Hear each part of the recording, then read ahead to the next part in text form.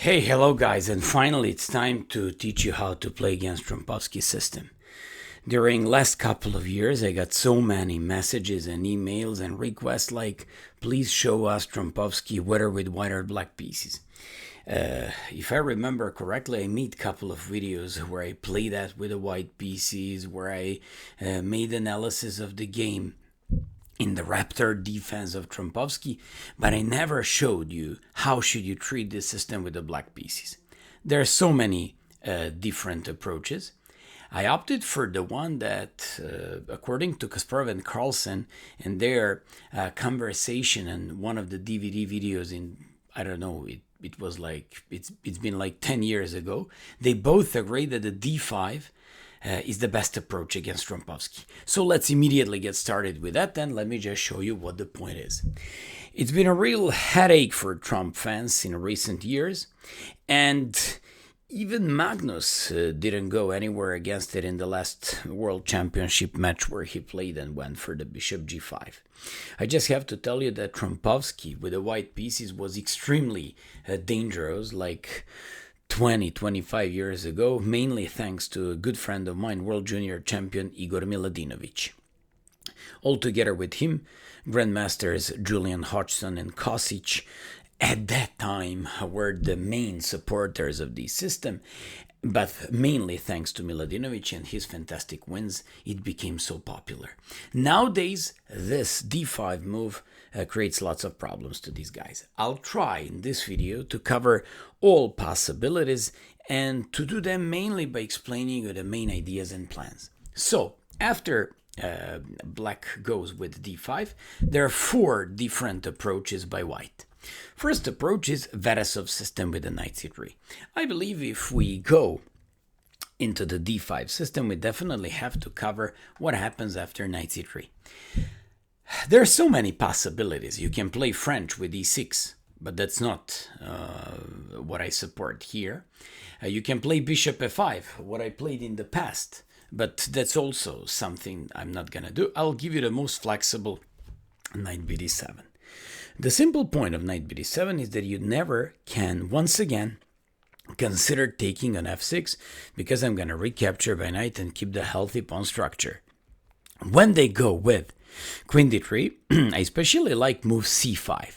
Now, c5 is supported by knight on d7, and that's what I like about this system. After they go with first of all, why do you play queen d3? You play queen d3 to play long castle and to play e4. But when I play c5, all of a sudden, none of these moves is possible. If you try after c5 to go with e4, I'll take on d4, and when you take by queen, I'm just going to go with e5, and all of a sudden you have terrible problems with the queen in the center. I'm gonna play d4 next, and I'm already much better. If you play long castle, which is another thing, I'm going to play c4, which is an amazing way of closing the things up on the queen side, and afterwards going with the queen a5 and b5 in my own attack on the queen side. The thing is, you could have seen in one of my blitz games here on the channel, I believe not only once but twice I played a game like this, I went for this queen side attack and won both of my games. If on the other hand they take on c5, you just take by knight, they give check, they threaten the knight and the king, so knight after d7, they just go with knight d5, a6, b5 and full compensation and initiative for you. While on the other hand, if they play long castles, you play a6, f6, e5, and now you threaten knight d3 discovery, and they have lots of problems, and also I'm threatening d4, and I believe they're almost lost. And finally, if instead of queen d3 they just play normal, but in my opinion passive knight f3 move, I believe we have to know a couple of moves, but very precisely. First h6, you always give them chance. If they're stupid enough and take on f6, then you just recapture by knight, keep the healthy pawn structure with the bishop pair advantage. Of course they will play bishop h4 and you play e6. Here I won probably 20 blitz games in the same fashion. If they gotta go e3, but if they go e4, You just go g5. That's why you included h6 first. Now you take by knight. And when you take by knight, all of a sudden you might think like, what the hell is happening? The e4 is about to fall. I just played this h6 and g5. Everything looks bad. No, guys. If you know the next move, and if you're absolutely aware of the fact that they have nothing, just play f5 and enjoy your game. You're up a pawn, you threaten f4 to win the bishop on g3, but more importantly, they've got nothing with queen h5 because you just play king e7 and next knight f6. It's very important to learn this trick and to be aware of the fact that they have nothing, absolutely nothing. After h4, which looks dangerous, you just play f4, threatening this bishop. Any queen h5, you don't care, you just play king e7, h takes, f takes, and go home, buddy. And here you have a specialty with the queen f8. I like this move a lot, threatening everything, defending on the dark squares, h6 as well, so this is a good thing.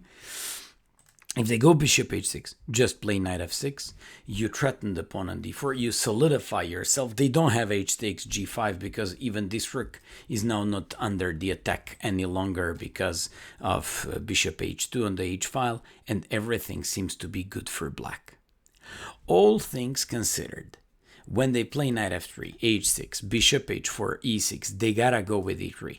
What kind of position is this? It shouldn't be underestimated, because when you play bishop e7, and you have to, not bishop b4, you play bishop e7 to fight a pretty good bishop on h4, and when they play bishop d3, because eventually they want to play castle, rook e1, queen e2, and d4, you just break in with c5. I usually explain my students, go and break in the center with c5, because you don't want to give them an easy e4. When you play c5, they don't have an easy e4 because center is under the pressure. If they take on c5, they collapse and they crack, and you just take by knight on c5. So when they go with castles, you go a6. Why a6? Because you're about to do something that you usually don't want to do in these kind of structures. It's to do c4, it's to do b5.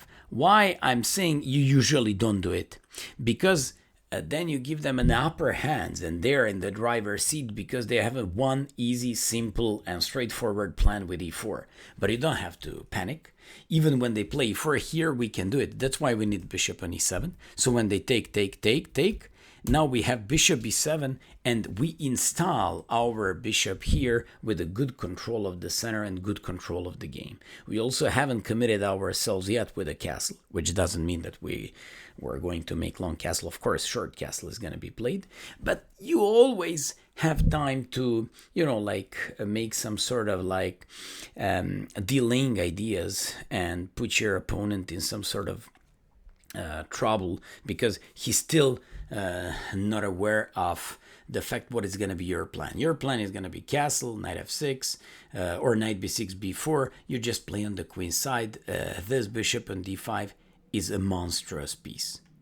We've seen knight f3 and queen to d3. But what happens if instead of these moves, after d5, knight c3, knight bd7, they just go the most logical f3, which is initially the point of Veresov's system.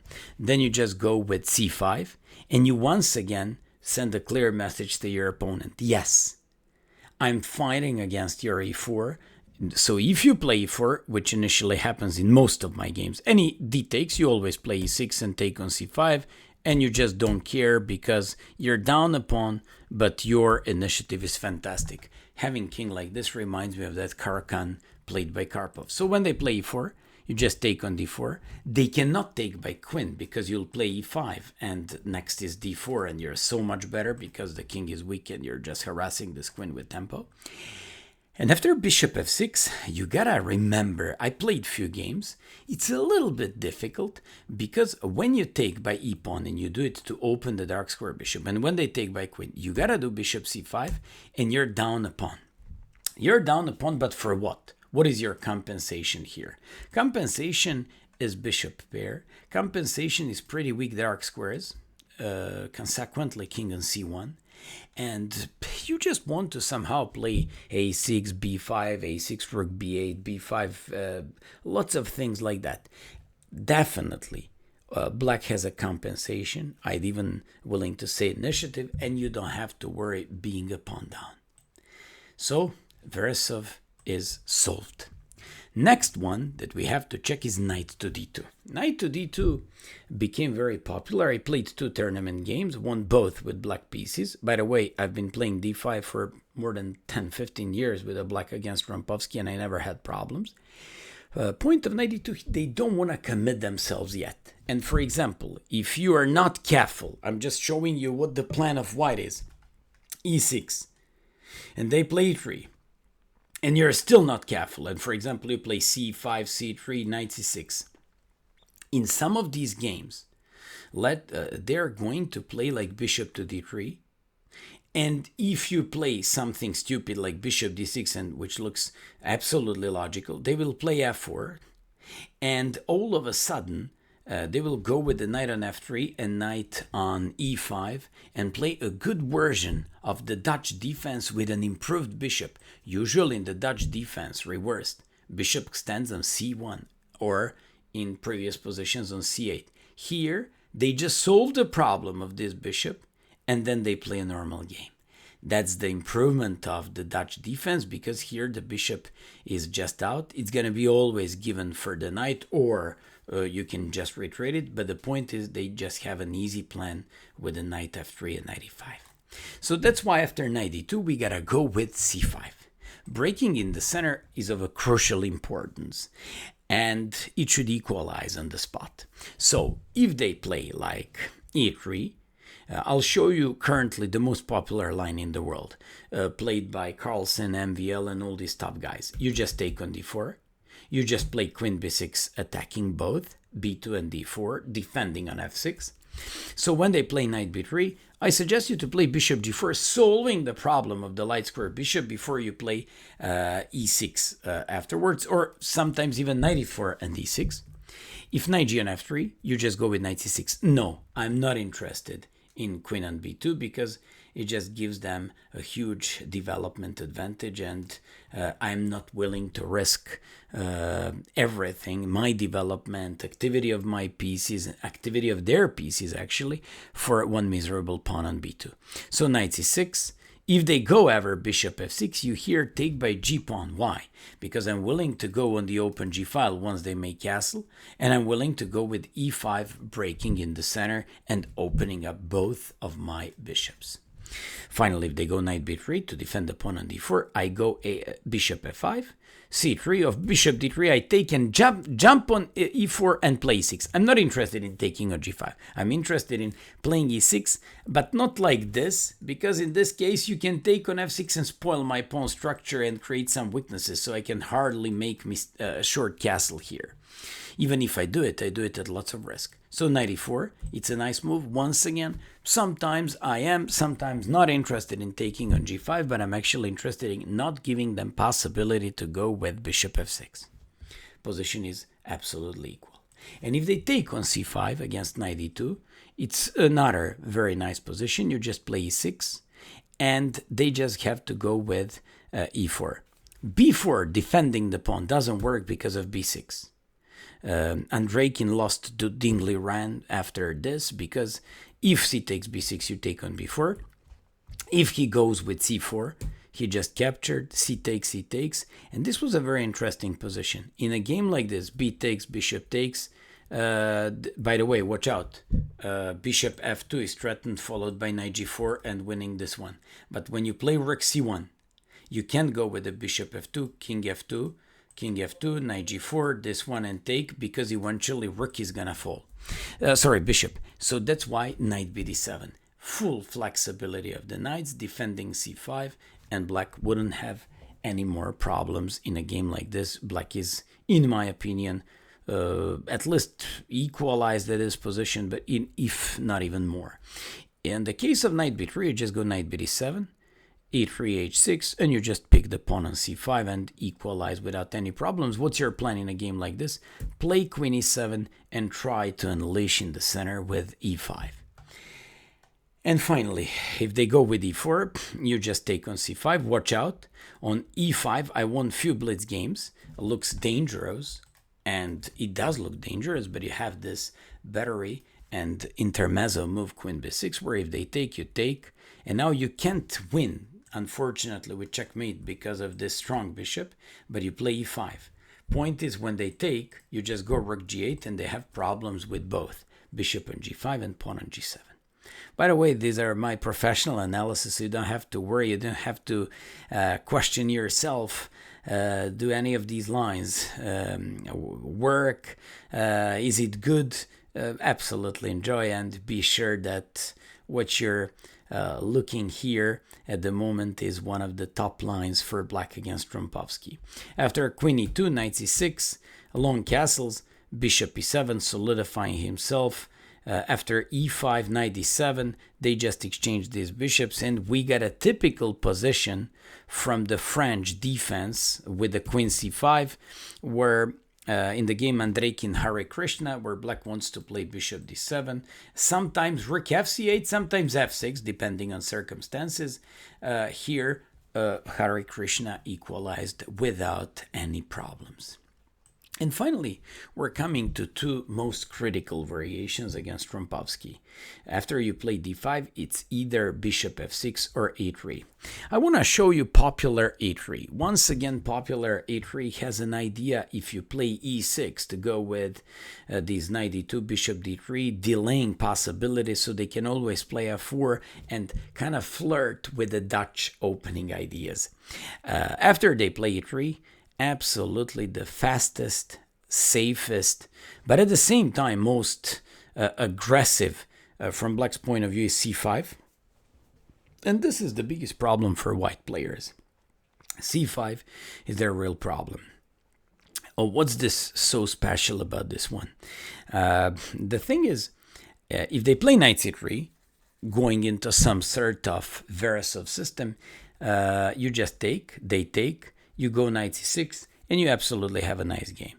You absolutely have a nice game. You have like some weird Caracan exchange. There are some similar London systems where the bishop is on g5. Any bishop f6 you should be taking by g-pawn, and because you want to have either good and solid center with e6 or possibility to break in the center with e5. Those are your plans and ideas. The thing is, instead of knight c3, what happens if they take? Lots of guys go with this, and then after they play g takes f6, once again they can go into the Verasov system. Please don't get like too excited about this position and go with e5. That's why I'm telling you, don't get too excited. Position is good for black, but just if you play like knight c6, and for example, whether they play queen h5 followed by long castle, this is what I used to play when I was white and play Trump. They go e6, take on d4 so you can close the file, and then go with bishop d7. Plan is very simple. You want to go with, for example, bishop b4, queen a5, rook c8, and play on the queen side. I very much like the game with the bishop here, and I believe that black shouldn't have any problems. When they put the king on b1, and everybody would do that, bishop b4, you want to take and weaken the queen side. Knight g on e2, getting the flexible knights at a cost of blocked light square bishop, you go queen b6. Knight a4, queen here. If they move it here, you just have rook c8. In my opinion, black is the one who's got an upper hand here, and black is the one who can force the matters and push for a win. Be very careful with f5 pushing, because they can sometimes all of a sudden go with some g4, so don't fall for that just like that, because I once played f5 and the guy played g4 and then played h3. So watch out not to go under these kinds of pressure by white players. So that's the thing about this system, Verasov system. If they play c4, c4 is interesting. I've seen it so many times, and I had problems. Because when you take and then take by pawn, I never used to play this knight c6. So when they play knight c3, d takes c4, and when they play d5, you just go with knight e5.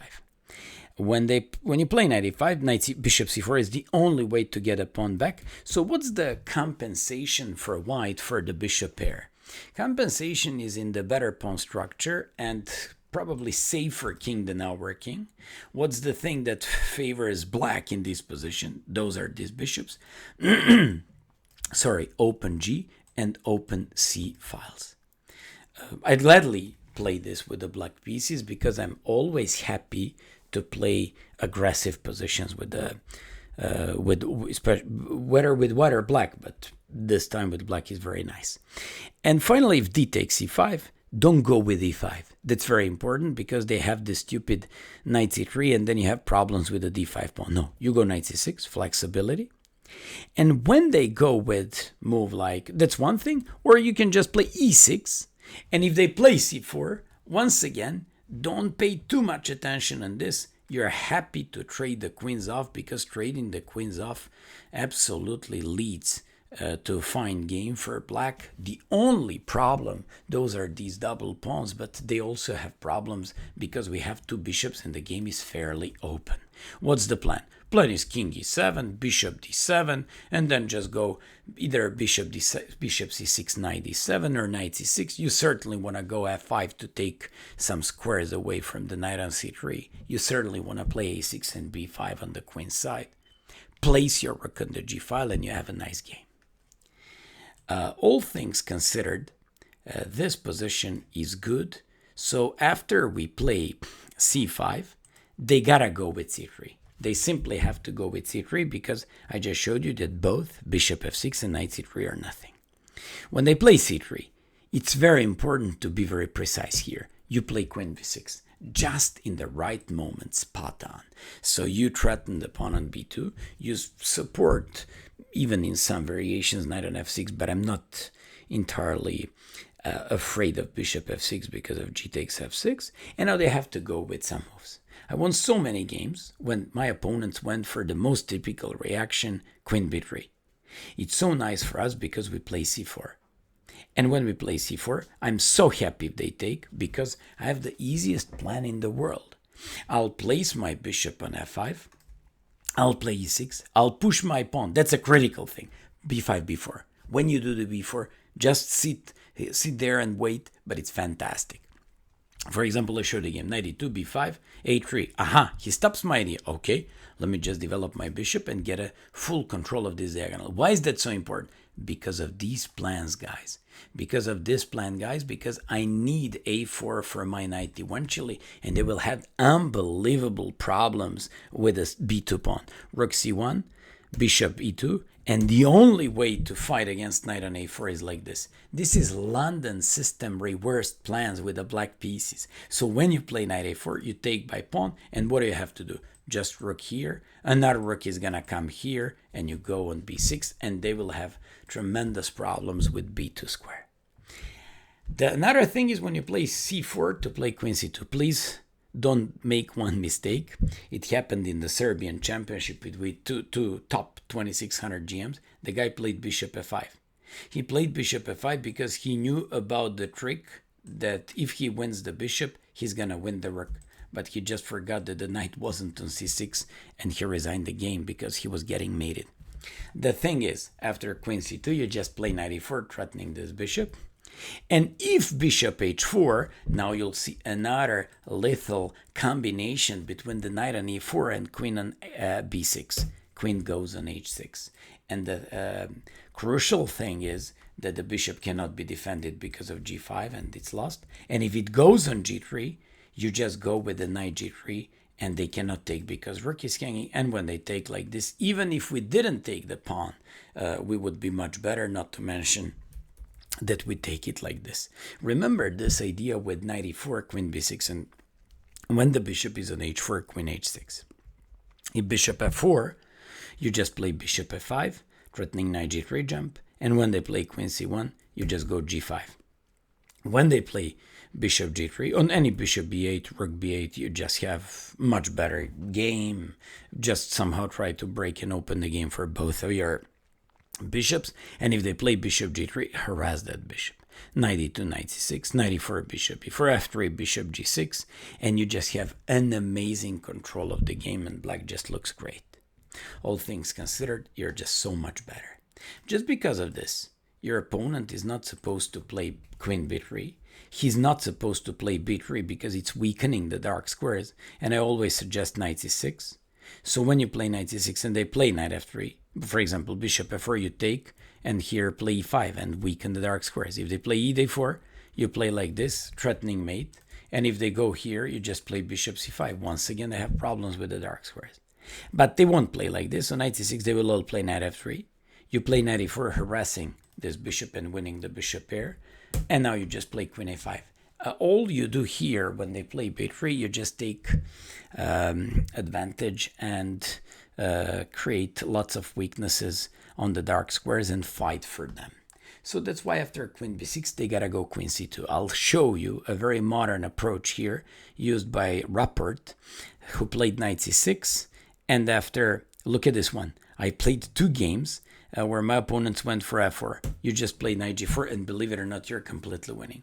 b2 is hanging, e3 is hanging, c takes d4 at some point. Even this bishop can be in some sort of endangered. So after knight f3, knight e4, bishop f4, you just go here where we already know this idea where the queen is hanging, where they would have to play queen c1 and then just make sure to play some f6 and e5 or f6, g5, h5, depending on circumstances on the board. When they play knight e2, which is the most flexible, here black should just go with a very brave e5 move in the center that solves all the problem of black in the opening. And it's logical because there is no knight on f3. So here, a Rapport-Yakovenko game, Rapport captured. Thing is, they can never play knight g on f3 because you took by c pawn and kicked this knight away with tempo. They cannot consider bishop f6 because you just have a, not solid, but you have a fantastic control of the center. And if knight e2, you just break in the center with e5. They take, you take. I'll show you 2 games. Rapport-Yakovenko went like bishop e2. He was waiting with knight f3. Another correspondence game was knight f3. Then you just take, and I'll show you the easiest plan on earth. You just go bishop e7, you just go castle, you just go h6 because bishop f6 was threatened, and bishop h7 since he created the battery. And you just play h6, and next move is bishop e6. No more knight g5. Fantastic center. You're going to play both of your rooks like this. Queen c7, solidify yourself like this, and black is at least equal, if not, in my opinion, even slightly better. Same thing Yakovenko could have applied against this guy because after bishop e7, knight g on f3, he played knight g6, and they drew the game. Palma de Mallorca 2017. But I believe after knight f3, castles, h6. Why h6? To provoke them to take, in which case I would win those bishops. But if they don't take, but play bishop h4, to go into the same type of position without the knight g5. And once again, I want to go with the same setup for my pieces. If bishop f4, which prevents queen c7, I just go with bishop e6. But that is not going to stop me in realizing my plans. And finally, I want to show you the main line. When those Trompowsky players who play bishop g5, they are usually taught you place your bishop on g5 to take on f6, to weaken the pawn structure, and for the rest of the game to exchange pieces because he's got a double pawns. Well, sounds theoretically good, but it's very difficult to realize that in practice. So when they play like bishop f6, my approach is e takes f6. It's absolutely beautiful one, and I'll show you briefly 3 simple and easy plans for black where you're just going to enjoy these positions so nice. So what are you going to do here? e3, and you play bishop d6. Your bishop always goes to d6. They have 3 different plans. They have one where they play queen f3. They're still not threatening to take it, so you play castle. Or you can play f5, doesn't matter. Then knight e2, they all of a sudden threaten to take it because you don't have discovered check anymore. You play c6. Then your opponent plays bishop d3 and you go g6. And all you have to remember about these positions, your knight typically goes on d7 and f6. I'll show you how I won a few games. Knight e2, knight d7. Look at this. Everything looks normal. They go h3 to play g4 and to break typically the structure. You play knight f6 not to let them go with that. My opponents went for short castle. Same thing could happen if long castle. And believe it or not, I even won a tournament game like this. So you just play knight e4. Do you know that they are lost? Do you know why? Because knight is hanging. And in blitz, so many times people see that this is a problem. They can't take because of work.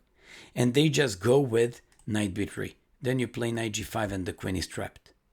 Another thing is, you take by bishop. Thank you, baby. Then I take by this and the queen is trapped. Has no way to go. Then you take by knight.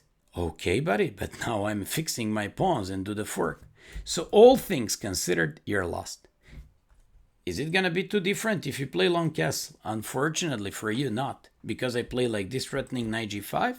But even if you can save the queen with something, I don't know, with some ideas or whatever, I just have an upper hand on the queen side with the queen a5 and stuff like that. That's one thing. So queen f3, you always treat with an immediate f5. And as soon as they threaten to take the pawn, if they play bishop d3, attacking the pawn, just defend it. As soon as they defend it, they played knight e2 to uncover discovered checks, play c6, over support d5, and I'll go with knight d7, knight f6, knight e4. That's your plan, and that's what makes this variation being so special and easy. Another plan is g3. That was used massively like 20, 30 years ago by Michael Adams, because it makes sense. You put a bishop on d6, you got a bishop here, so I want to shut your bishop off, but placing my pawn according to Capablanca rule on the color of your bishop. Although there is a one special plan that I used a couple of times and I won all my tournament games. I've seen it by Rajabov in one of his rapid games, and then I applied it 3 or 4 times in tournament chess, beating up 1 GM, 2 IMs, and 2 FMs. 5 times, actually. So, it's f5. What's so special about f5? Looks like I just want to reposition my knight on f6. And yes, I do want to do that. But actually, I'm waiting with my plan. And what is that? I'm actually waiting with a castle. So don't make castle. They go bishop g2 like, what is this guy doing with f5? I know. He wants to just place the knight on f6. c6, solidifying the pawn structure and defending. Knight e2, knight d7. I'm going with my knight. He still doesn't know what am I going to do. He goes knight e2, I play knight f6. And then when he finally says, hey, what is he trying to do? I play castle. Then you go with my favorite move, h5 and h4. There is no knight on f3 to stop this. And let me just show you my game against Kokalis, my game against Plamenov, Mladenov or Plamenov from Bulgaria, IM 2400. Then against Vuk Georgievich, a strong IM from my country. Then FIDE Master Livaya, FM from my country, and many other games. So, if they go with h4, you just break it. I like, especially here, breaking with g5. I like this one. And when they go like this, I went with the knight e4. Then I'm gonna capture by queen, push h4, and I'm attacking. Michael Adams played once knight g4 against somebody, wants to take, and wants to push h4. The guy played knight f3 and played queen c7. This guy didn't understand the point of queen c7. And at this point, he first played h4. So knight h4 doesn't work because of queen h5.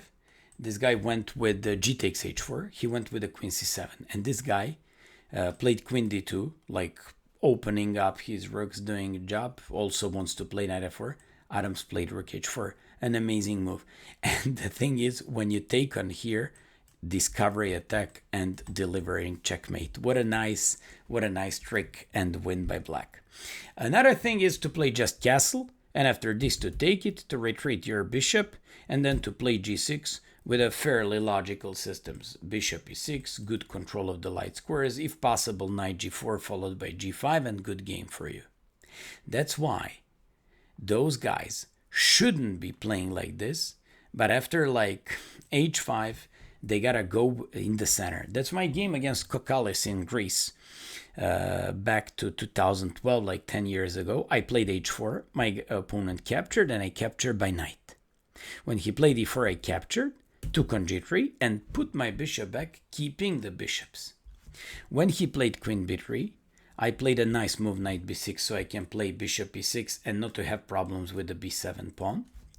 And when he played knight c5 to prevent the bishop e6, I played a beautiful queen d6 going after h-file mating attack. Rook f2, e1. He wants to go with knight f4 to use position of my open king, and I played probably crucial move g5. It prevents this. It gives me queen h6, and it gives me at some point king f8, king g7. Kokalis played knight c3, I played king f8, queen d1, knight d7, removing that knight, playing the here, knight f6, solidifying my game with a king g7, and after bishop e6, rook d8, queen h2, my opponent resigned. This was the game from Greece like 10 years ago, tournament game of course, where I applied this h5 in its full sense. So on h4 you can play castle followed by normal development, but you also can play a g5 with the knight e4. That's how I beat Plamenov or Mladenov, I don't know what his name is. Another plan is castles with the normal stuff. And another thing is if they play c4, I suggest you to go with this. But you also can bring your bishop back, and after this to play castle, which transposes in another line. Anytime they play knight c3 to break with d5, you gotta stop that with bishop e6. And finally, guys, I have to show them main line. If after bishop d5, bishop f6, he takes f6, they just go with c4. You take, you play castle, and all you have to remember, you just play f5, bringing your knight to d7 and f6. That's what makes this variation being so easy for playing. It's relatively good without tactics for white. These bishops can breathe pretty successfully.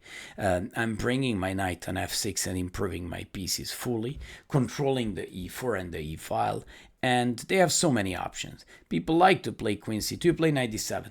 I won few blitz games with queen f5, knight e5, and then they drop a piece. So after castles, you bring your knight on f6, and when they go with knight f3, you just go queen e7. It's important to stop knight e5.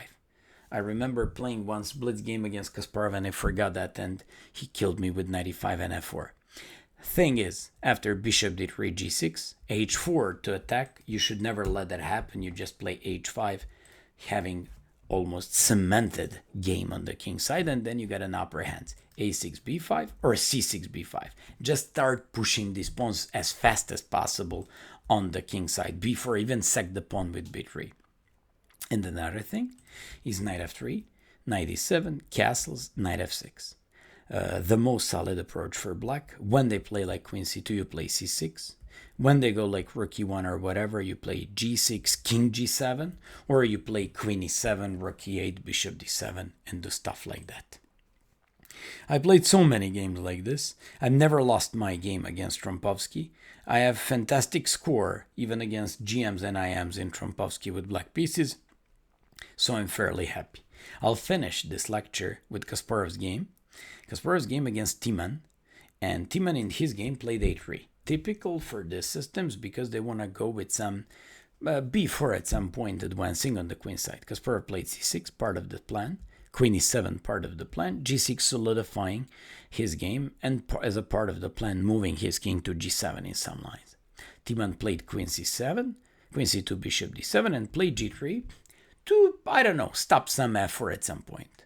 Gary played rook a c8, eyeing this queen on the x-rays by rook on c8. b4, preventing c5 forever. Kasparov plays king g7, solidifying his game, removing from this bishop and its activity on the diagonal, and Timan played rook b1. Now Kasparov switched his plan, plays rook b1, probably hoping for b5 and a5. All of a sudden, this one could be weak. Timan played knight e2, but watch out, he now weakened the pawn, the rook on e1. Kasparov plays rook f to e8, and probably Timan wasn't even aware of his plan. Plays knight b3, threatening knight c5. Kasparov plays c5. Sorry, b6, preventing knight c5. This guy wants to solidify his game by placing the bishop on a good diagonal and probably taking advantage of this weakness, because c5 is gonna hardly be able to happen because of knight on b3. Kasparov plays h4, h5, typical idea in these positions. Timan plays h4. And now look at this. He wins this game in like 7 moves. Plays beautiful f4 that I give 2 exclamation marks. Nice one, because if he takes, he knows that 2 rooks are way better than queen with the pieces on the board. So the guy plays e4, Kasparov takes, and Timan wins the piece. Although Gary went move up, played knight g4, If he takes d6, queen h4 would win the game, even g takes f2, even all these kinds of things. So plays f takes g3, Kasparov retreats with the bishop. Plays rook c8, plays bishop e6, but pay attention on one thing. He's got a bishop here, and the king is open. The game is open, which means it's undefendable for white. Queen e2, rook d8, threatens bishop e3, followed by rook d4, exchanging the bishops, playing b5, playing b6, bishop b6, and here Timan could have resigned, but Kasparov played a5, brought this bishop on a7, absolutely destroying everything in his position, and after this played b4, b takes a3, and won the game in a beautiful style. Hope that you like this presentation, how should you play against Trompowsky, that you're gonna have at least have good results as I used to have against Trompowsky, and I'm pretty sure that this is one of the better lectures on YouTube you're gonna find against this opening. Thanks guys, and see you next time. Bye bye.